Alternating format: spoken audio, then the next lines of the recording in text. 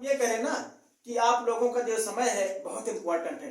ये पुनः वापस आने वाली चीजें नहीं है और विशेष करके जो हाई स्कूल इंटर परीक्षा देने जा रहे हैं उनके लिए तो विशेष लाभदायक है, क्योंकि आप ध्यान दीजिए कि ये परीक्षा में बैठने जा रहे हैं।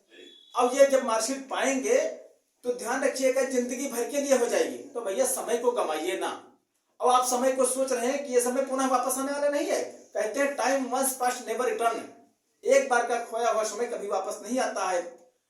और ये भी कहा जाता है कि पल पल तरसे थे इस पल के लिए, मगर यह पल भी आया तो कुछ पल के लिए।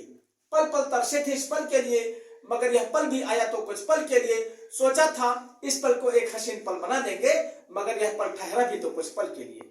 ये कहे ना कि आप लोगों का जो समय है बहुत इंपॉर्टेंट है।